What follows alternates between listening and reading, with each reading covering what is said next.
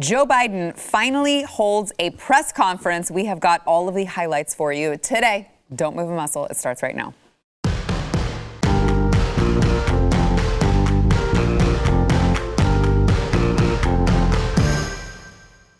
Welcome to the news and why it matters. I'm Sarah Gonzalez, today joined by Stu Burgier, host of Stu Does America, and also Pat Gray, host of Pat Gray Unleashed.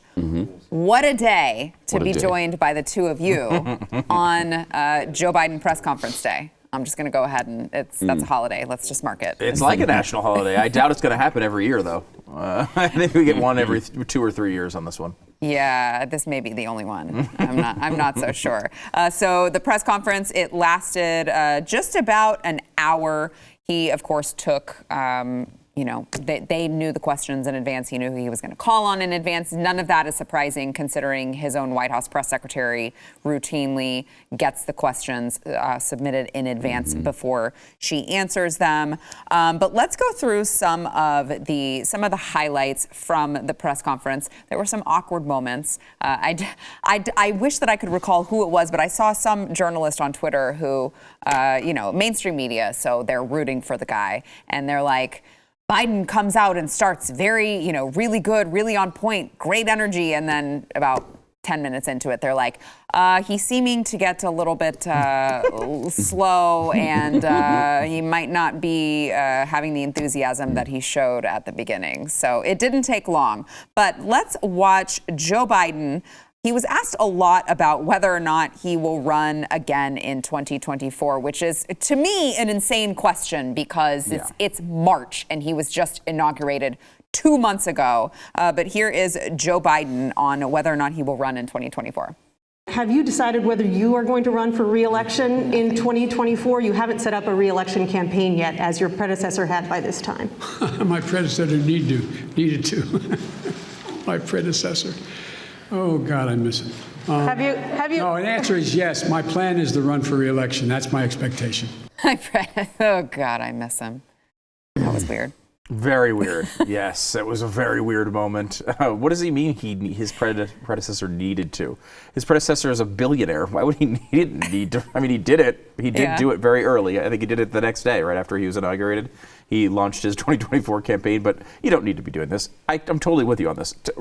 Waste of a question. Yeah. No need to ask him in month 2 whether in month 48 he's going to be on the ticket. It just doesn't. It does not make any difference at this point.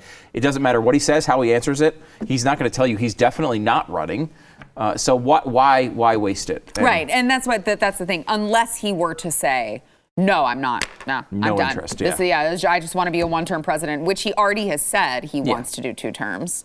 Unless he's saying that, it really doesn't matter. Pat? Unless it's a stealthy way to find out if he's going to be around that long, and if he knows he's going to be around that long. Maybe you can get him to admit that, no, I'm not going to be here in 6 months to a year. I'm certainly not running for re-election. Maybe that's what she thought. But he'd have to be a lot further gone say that. than even he is, I think, to blurt that one out. And then let's get to, we were talking off air before the show started about Cecilia Vega, her question that she had for Joe Biden on the border. So let's get to this, because this was kind of a good moment. The reporter asked him about his border policy and whether or not it was right that he's basically just welcoming all of the immigrants that can possibly get here as long as they are unaccompanied minors, and whether or not that was a good strategy because of a 9-year-old boy that she met who walked here alone from Honduras. Watch. You just listed the reasons that people are coming, talking about in-country problems, saying that it happens every year. You blamed the last administration. Sir, I just got back last night from a reporting trip to the border where I met 9-year-old Josel, who walked here from Honduras by himself, along with another little boy. He had that phone number on him, and we were able to call his family. His mother says that she sent her son to this country because she believes that you are not deporting unaccompanied minors like her son. That's why she sent him alone from Honduras. So, sir, you blame the last administration, but is your messaging in saying that these children are and will be allowed to stay in this country and work their way through this process, encouraging families like Josel's to come? Well, look.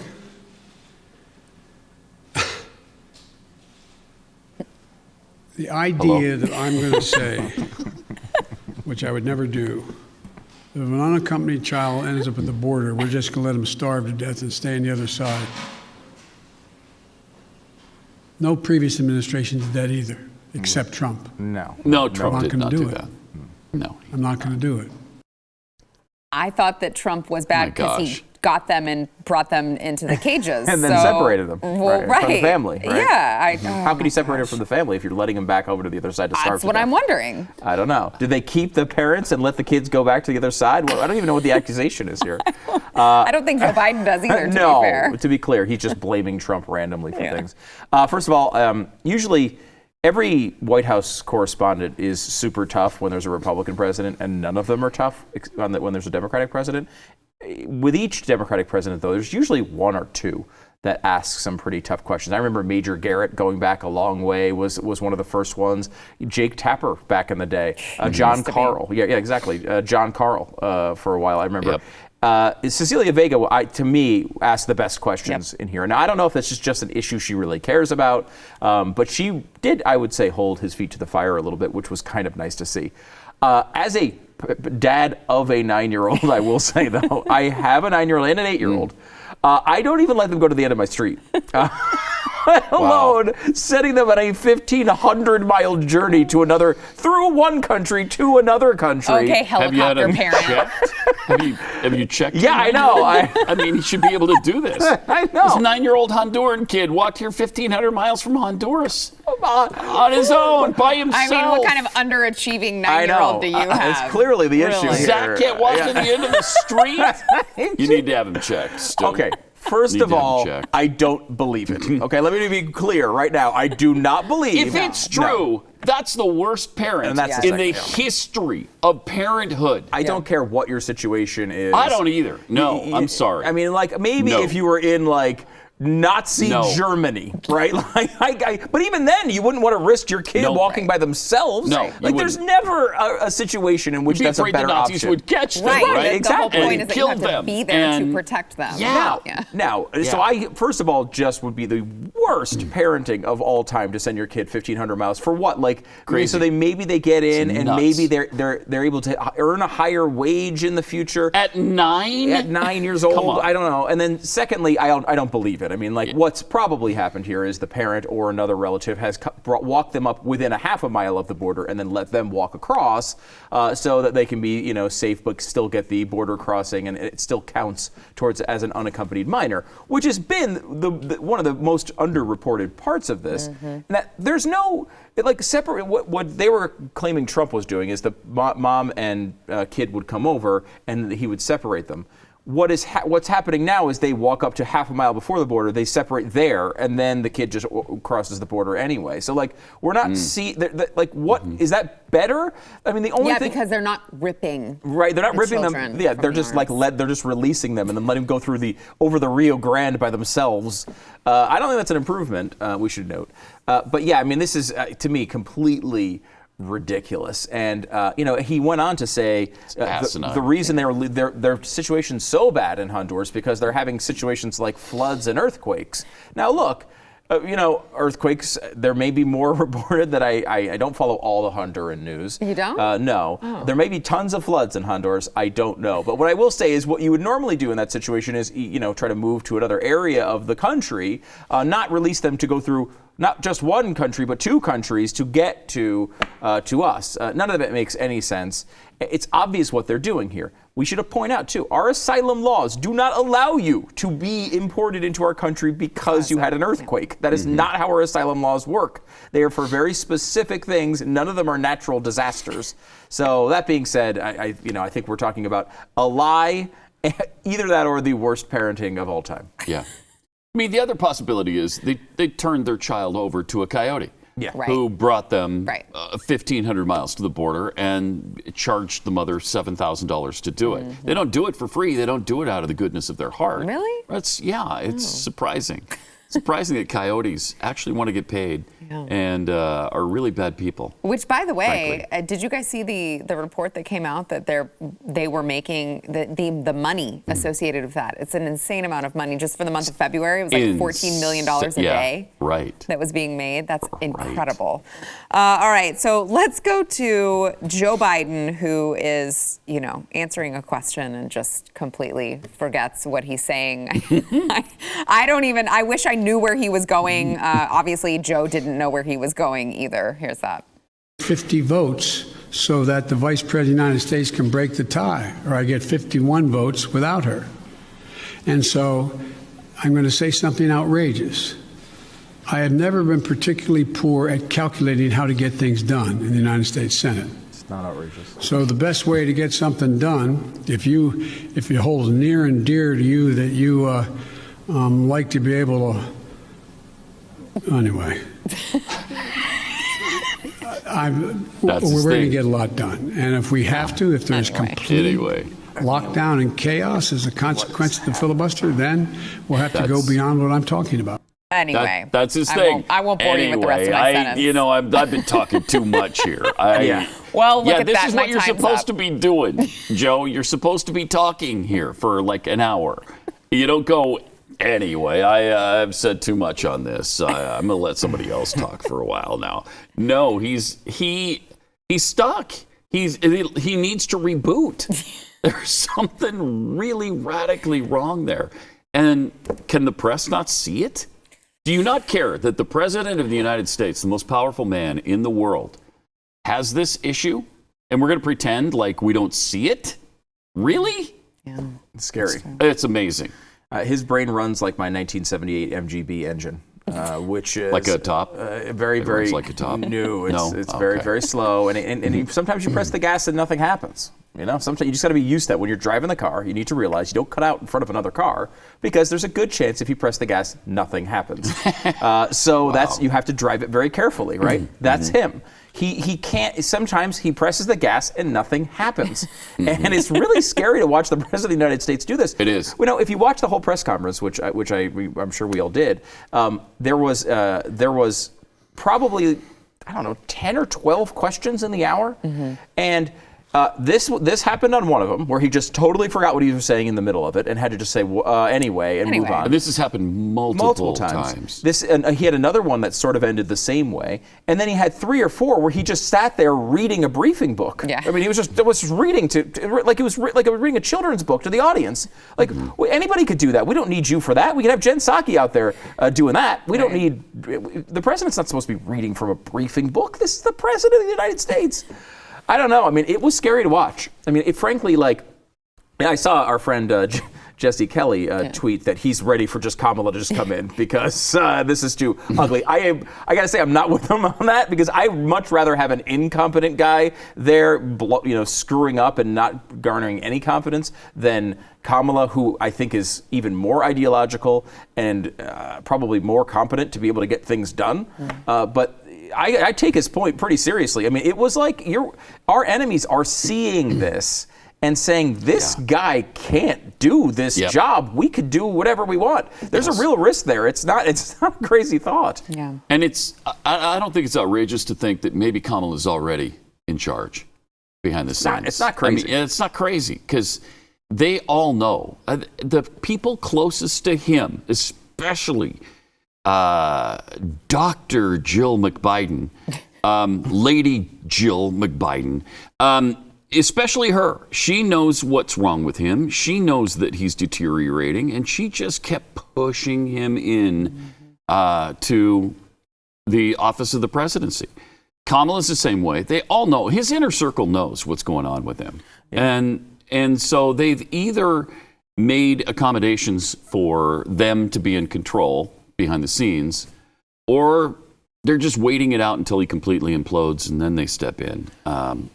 I don't know, but it's frightening. I could be wrong on this because I could definitely see that being true. I think there's that idea where you have like a closer on a baseball team, and then they're like, oh, well, that person gets hurt, and they bring in the next person in line to be closer. I think this is more of a closer by committee type of situation where, like, I think these Biden loyalists are largely running the show at this point. The Blinkens of the world, the Susan Rices of the world, where they still have his ear and he still has the power. And I think Kamala has tons of influence. She's one of those people probably at this point. Probably. But I do think it's a group effort. But it's certainly not a traditional presidency. Right. No, right. I mean, Donald Trump was criticized for taking too much of this on and making trying to dominate and get his fingers in every single piece of the government. Where, Biden, I think, is the opposite. I mean, I think he wants to be president enough to hold on to the role, as long as he can. I think he's going to try to stay there as long as he possibly can. But it's interesting that he turned over our biggest problem right now, which is immigration. Turned it over to Kamala. She doesn't even have to ask me. He actually said that. She doesn't even have to ask me. Oh my gosh. She can just do whatever she thinks is right. Why? Because he has no idea. Yeah. He knows he doesn't have any idea. Yeah, I don't know what to do about that. It's out of control. You handle that. Anyway. Anyway. I won't bore you with. You know the thing. You know the thing, Sarah. Just do the thing. All right, I'll do the thing. We've got more to come. First, we want to thank our sponsor, Omega XL. If you are living in constant pain, maybe you've got some arthritis, neck pain, shoulder pain, whatever the case may be, it's probably inflammation that is causing your pain. You have to defeat the inflammation or it can cause permanent damage. Omega XL is backed by 35 years of clinical research, and it actually attacks the inflammation that is causing your pain. Pat, you had something that happened to you recently. I had a really bad elbow situation. It hurt and it radiated down my arm. It was to the point where I couldn't even pick up this cup without severe pain. And so I was a little skeptical, but I tried it. Because it's natural. Because it's natural, right? Who would think something natural could work? Right. Well, after about a week, they told me give it 2 weeks. After about a week, I started getting some relief, and after 2 weeks, pain was gone, has not come back. Wow. So it's been a life changer. Yeah. So if there are those of you who are out there, you're still using like topical rubs and stuff to just mask the problem, don't do that. Try Omega XL. It can really be life changing if you are just living in constant pain. Right now, you can go to OmegaXL.com. Get a second bottle for free when you order the first one. If you go to OmegaXL.com/news, that is OmegaXL.com/news. Back in a minute. Speaking of Joe Biden, his son Hunter is in the news again. There is another scandal that has apparently surfaced. So the news broke just this morning when a new report outlined allegations that the Secret Service intervened in a firearm-related incident a few years ago. So this is apparently October 2018. This was an incident between Hunter Biden and Hallie Biden, who... We really need a flow chart for this, honestly. Is the wife of Hunter's deceased brother, Beau. And he dated her. And her sister, also, don't forget. Yes. Oh, my gosh. Yeah, but that was before the stripper that he impregnated. Yes, it was. Who is not who he's currently with. I'm telling you, we need a flow chart for this.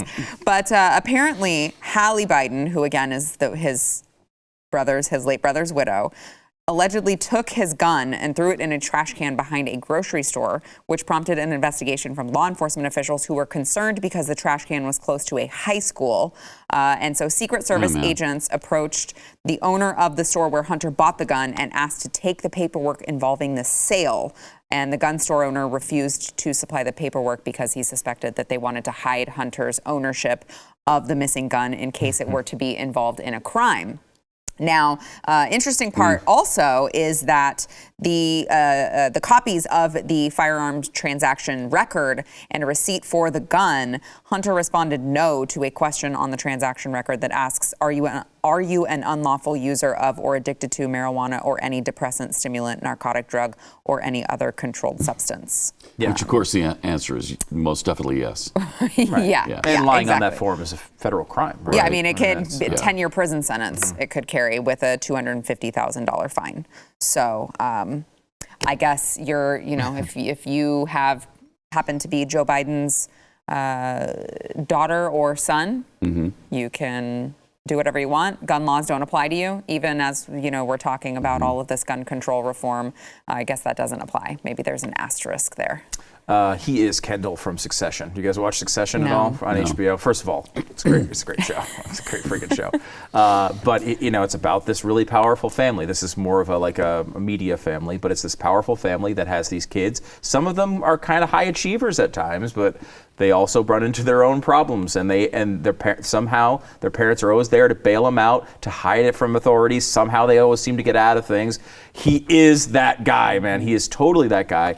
And the idea that none of this stuff was able to be questioned. Remember, the New York Post lost access to its Twitter account when trying to report a story that has never been denied by the Bidens. They still have not said it wasn't his laptop to this moment. Because it clearly was. Because it clearly was, right? And that's the thing here. I mean, look, it's one thing to to be shady.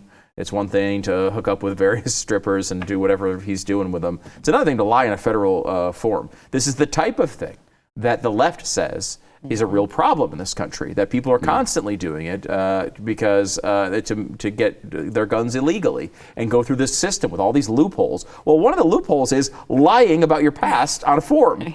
And it's not a loophole in that you're supposed to be prosecuted for it. It's supposed to be a big deal. I would assume with Hunter Biden at this point, it won't be, but who knows? I mean, this is one of those things that can really create problems for a family. This is why Joe still talks about Bo and Bo only. And anytime Hunter comes up, it's my surviving son. And, when you think about all his track record with Ukraine, with China, with drugs, with his brother's widow and her sister and the stripper and the baby, and on and on and on it goes. The guy's got some real issues. And it's great that he's got a really powerful dad who can cover it all up for him. Yeah. That's perfect. It is interesting, too, because, you look at how much the left is so quick to say, oh, well, rich people have all this privilege that they shouldn't have, and white people have all this privilege that they shouldn't have, and all these things. And then this happens, and they're like, well, Hunter's not the one running for president. And it's like, well, right, but if he's using his dad's connections to bury all of his bad life choices. Isn't that what's so bad to you people? Right. I thought we were supposed to not like that. Yeah, we certainly saw lots of accusations of corruption about the Trump family and the kids. Jared was criticized, Donald Trump Jr. was criticized, Eric Trump was criticized. They never criticized Tiffany, but other than that, they criticized pretty much all the kids. She's the forgotten Yeah, she child. kind of is the forgotten one there, unfortunately. It is, Hunter Biden got to the level at one point where he returned a rental car with cocaine still on the dashboard. Now, there are certain steps you take. Do you get rid of yours before you? Yes, whenever I rent a car, when I'm high on cocaine, I snort all of it before returning. And that's a basic step. You don't want to waste it. What do you do with the heroin? Thank you. It's expensive, number one. The heroin, you just inject that too? Yeah, you don't leave it in the car, Pat. You use it. It takes a lot to acquire it. Right. It'd be a waste. It's a resource-heavy sort of activity. You don't want to. If you're going, I think it was a Hertz rental car. It's like if you're going to a Hertz rental car, you're probably price sensitive at some level. And it's it's a normal rental car place. It's not some fancy place. It's a normal rental car place. Yeah. You think if you're going to take that step, you got a Kia or something. You just want to get the cocaine out of the Kia. Right. Speaking of familial relations, and this is Stu's favorite family, I think, the Cuomos. Yes. So Governor Andrew Cuomo arranged for family members, including, of course, Chris Cuomo, his brother, to receive special access to state COVID-19 tests early in the coronavirus pandemic. So members of his family, his mother, his brother, at least one of his sisters were tested by top health department officials at the beginning of the pandemic. And then this is a response from CNN spokesman Matt Dornick. We generally do not get involved in the medical decisions of our employees. However, it is not surprising that in the earliest days of a once-in-a-century global pandemic, when Chris was showing symptoms and was concerned about a possible spread, he turned to anyone he could for advice and assistance, as any human being would. Absolutely incredible. Heartfelt. Absolutely incredible. There's no shame. There's no shame. He got favorable treatment from his brother, the governor, who sent a state official to his house in the Hamptons to give them the test. It is mind-blowing corruption, and CNN is just blowing it off as if it's absolutely nothing. Wouldn't you do the same in that position? Is basically their stance. I don't know. You guys have done 5,000 segments about how Ron DeSantis was supposedly, even though this is not true, was giving out vaccines to people who were wealthy, meaning shockingly that older residents happen to have more money, which is basically the translation of the entire story. They've been accusing every Republican on record of this corruption the entire time. Their own freaking personality did it. He was a recipient of it. This is a guy who not only got preferential treatment from his brother and got a COVID test when no one else could get him. None of these poor, underserved communities could get them at this point. They took a state police officer to drive the test to the lab to make sure Chris was okay from where he was in his Hamptons house. And that's totally fine. And not to mention, he broke quarantine while he was there and went out and started yelling at people on passing bicycles. And I mean, CNN, look, CNN has always leaned left. They've always had problems. They had lost their credibility during the Trump administration, largely, right? Like, they had just become ridiculous. This is 1,000 times worse than anything they did with Donald Trump. It is the mind-blowing levels of hypocrisy. I've never seen it so bad from a journalistic organization than they are with the Cuomos. It's inexplicable. I mean, they literally brought him on TV and broke their own band to let them praise each other and make jokes for 4 weeks. Then, as soon as things got bad, they now say, well, obviously he can't cover it. As any human being would, he would take preferential treatment away from all the poor people that we're whining about all the time. Of course, no minorities got any tested this time, but Chris gets it because his brother is Andrew. It's absolutely mind-blowing how bad they've been through this. And, look, we've seen Chris Cuomo's ratings. He's not worth it. No. I mean, he is a terrible host. His ratings have only been good when he could put his own brother on and praise him in the middle of as they point out, once in a century pandemic. By the way, I left an Andrew Cuomo's awful mug for you the other day. I got it. I should have brought it. I should have brought it. So to make sure you got it. I did. And let's not forget about the volatility of Chris Cuomo, too. Yeah. He was going to throw that one guy down the stairs when they were at the bar. Yeah. Remember that? And then he runs out and confronts the guy on the bike and is going to pick a fight with him as well. If this was anybody else on the right, they would be out of a job. They would have been out of a job a long time ago. So the double standard and the hypocrisy is just you can't overemphasize it. It's impossible to overstate in this instance. It is. And look, we on the right say this a lot about a lot of people in the media. This is well beyond red alert level. It's the worst case I've ever seen. Remember, this is a guy who's doing segments about how Donald Trump was recommending hydroxychloroquine and saying how bad it was, while at the same time his wife is running a lifestyle magazine recommending you take beach baths and solve COVID with spices. What's wrong with that? Wait, you can't? Certain spices. Okay. If you have enough cinnamon and the 11 herbs in your house. Spices in Kentucky Fried Chicken, I think, those are okay, right? Those will cure it. By the way, don't forget, AndrewCuomoisawful.com. Okay, you can go there for all your mugs, your shirts, whatever you need. There's a Chris Cuomo's worse too. You might want that one today. Yeah, I mean, if you're looking for the shirt to wear with your spouse, your best friend, whatever, you're gonna need one of those because it just keeps getting worse for Andrew Cuomo. All right, we got to take a break. Back in a minute. What a terrible family. Terrible, corrupt to the Might as well be the Corleone. Yeah.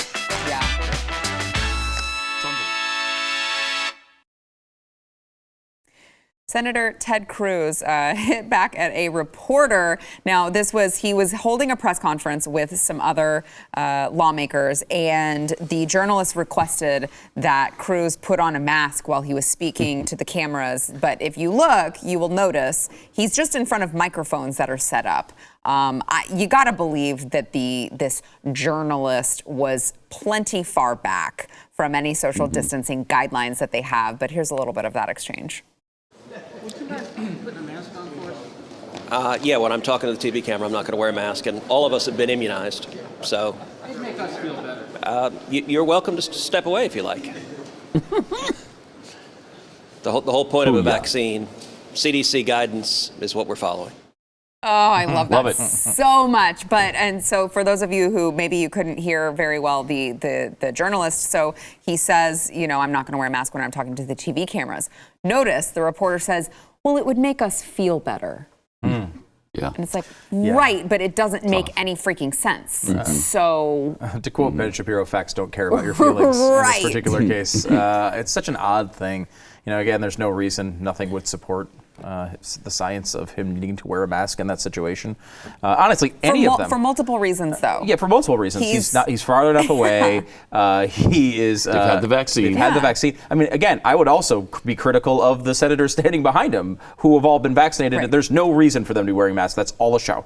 That's all a freaking show. Yeah. There's no reason for it after this. So there, look, I appreciate him standing up there, and he's been, obviously I've been a fan of Cruz for a while. Not on everything, but he was on the show today and was excellent in pointing out the fact that Joe Manchin, who is, as he said, an affable, nice guy, but I've been working with him all this time. I've never seen him hold the line when they need his vote. Never. So think about where your republic is, what thread it is hanging by, as we sit here with 50 votes for the Democrats, and we're counting on Kyrsten Sinema and Joe Manchin to hold that line. He correctly points out it's not a very solid place to be standing. Yeah. So speaking of the vaccine, a letter signed by 12 state attorneys general demanded that Facebook and Twitter do more to shut down misinformation about vaccines on their social media platforms. So they said anti-vaxxers are using social media platforms to target people of color and Black Americans, specifically members of the communities who have suffered the worst health impacts of the virus and whose vaccination rates are lagging. We call on you to take immediate steps to fully enforce your company's guidelines against vaccine misinformation. By effectively rooting out fraudulent information about coronavirus vaccines, you can prevent needless illness and death and hasten our road to recovery, because it's always got to be about race. Is anybody else sick of the soft racism of low expectations? I can't take it anymore. Right? On behalf of Blacks and Hispanics, stop acting like they're babies, like they're morons, like they can't do anything. They can't have an ID. They can't turn on a computer. They don't know what's good for them when they go outside. Should they wash behind their ears? What about the fact, though, Pat, that the actual virus itself is racist against us? Yeah. What about that? Right. Yeah, What do you have to say There's about no way that? around that. There's Yeah. no way around it. It's just a racist virus. We've been over this. Your person of color status does not matter because you're conservative. Yeah, so that that's- does not that's count. true. And Yeah. don't say You're not us. a real You're Hispanic. not one of them. That's Okay, right. you're white. That's right. That's white you. passing. That's your white passing. That's a great point. No, I mean it's that is it is a really insulting. Oh, so thing. insulting. Yeah. It's like and they do it every day on so many different They things. really do. Look, I don't need Dr. Zuckerberg, okay, or Dr. Jack to make these decisions for us. Like again, like people, I'm Mr. Pro. That's what I was going to say. You are like the vaccine guy. The guy. Like I believe myself to be the most pro-vaccine person in all of America. Probably so. But it might be true. That being said, look, people need to make their own decisions. Yeah. I mean, so the idea that stupid social networks, which are constantly filled with false information on everything, they need to step in on this issue. We're at a point where we have a lot of people have already taken the vaccine. There's still a lot of demand as they're now just starting to open it up to people over 16 years old. There's going to be a point, though, that we come to where we have more supply than we need. But at that point, the sensible thing to me is, look, vaccine's out there. If you don't want to take it, and it's available to you, right? And you get the virus and you die. Yeah, I'm sorry. It's on you. Right. It's on you. Right. If it's there for free, and the supply is there, the only thing that's look, you can make all sorts of arguments on this. We can go through all the sort of sideline stuff. There's obviously you can't. You do a cost-benefit analysis, and you Yes. either get the shot or you don't. And you don't. And if you don't, and you go out and you get it, what are we going to do? By the way, if you get the vaccine, still some people are going to get it and could have some problems too. The bottom line is these social media companies have brought themselves into this point where they are trying to become the arbiters of truth. And I legitimately believe that a lot of these companies would like to be out of this business. I think they'd like to just let everything fly. Some of them are very ideological and want to be manipulating sort of the news to tilt one way or the other. But I think a lot of them would like to be out of this. The problem is they're constantly being pressured. Whenever something conservative is working, and this is taking it out of the vaccine world, but just to the politics world, whenever something conservative is catching on, they have to be able to step in there and stop that, because all their Democratic friends and all the Democratic senators are basically saying, we're going to shut you down if you don't do this. This is why Facebook is begging for regulation, because they just want to not have to, they want to just not be, to have to make these decisions. Well, it is interesting, too, because, you've got all these attorneys general who are getting together trying to force them to take action on vaccine misinformation. But I seem to recall, what was it, earlier this week, when there was a shooting, we heard from so many places that it was a white supremacist, that it was a white guy, that it was there's misinformation going on all the time about, race, and they have no problem with that. And they'll actually say, we're not trying to stop all misinformation. We're just doing it in these categories. And it's like, well, first of all, the categories always seem to be the conservative ones generally. But again, you're not going to be able to stop this. And I wish they would just step out of this and say, this is not our bag. This is not what we're going to do. They seem intent on trying to please the politicians and manipulate people with information. I don't think it's helpful. I don't think it works. I think people are more turned off by it than anything else. And it's gotten to the point where you can't even have a discussion about whether or not you should take the vaccine. Because that's misinformation. Of course you should take the vaccine. Yeah. Anything short of that is what they want eliminated from Twitter and Facebook.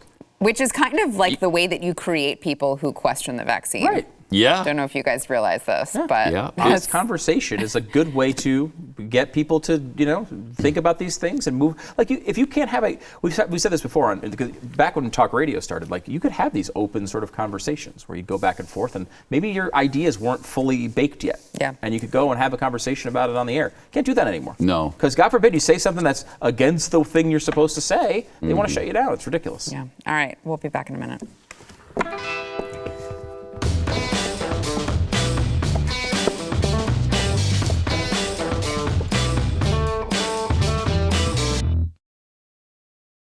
A massive cargo ship got wedged in the Suez Canal and halted all traffic. Now, people are like, oh, wow, a ship got stuck in a canal. That's not news, but it's actually one of the busiest and most important shipping lanes in the entire world, and it's shut down. So it's caused massive, massive problems.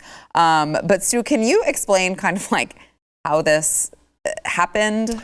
No, not really. Okay. But I could give you what's out there. Please. So basically, the report, really weird. The official report was they got into the Suez Canal, lost power, and then the ship kind of just drifted down the canal until it turns sort of sideways and got stuck between the shores, basically. Yeah. So everyone got blocked. It's something like 20% of all global trade goes through this canal. So it's a really big deal. A lot of oil. Yeah, a lot of oil goes through the canal. But there is this sort of side thing, which I don't know what to make of it. Basically, the path before it went into the canal, there's a GPS path, and we have it here. And look, I don't want to be explicit here, but what you would see there is maybe a male. The male giblets, as Pat would say, potentially with a buttocks alignment. And it almost would seem as if maybe the person doing this either was pranking, or Glenn's theory today on radio was maybe someone took over the GPS, did this sort of intentionally, and then crashed it in the Suez Canal. Now I don't know. He's just theorizing. Yeah. It could be that the person's drunk, thought it would be really funny to make an explicit map. Could be a really weird coincidence. I don't know. There's no way that's a coincidence. That's kind of where I am on it. Absolutely not. That's kind of where I am on it too. I mean, I would like to. I will say the first thing I said when Glenn pulled up the map today, I said that can't be real. No, so yeah. my number one thing is somehow this has been misreported. At this point, I still feel like it can't be real. But if that map is actually real that we're showing you here on BlazeTV, I would say probably it's got to be intentional. It certainly looks intentional.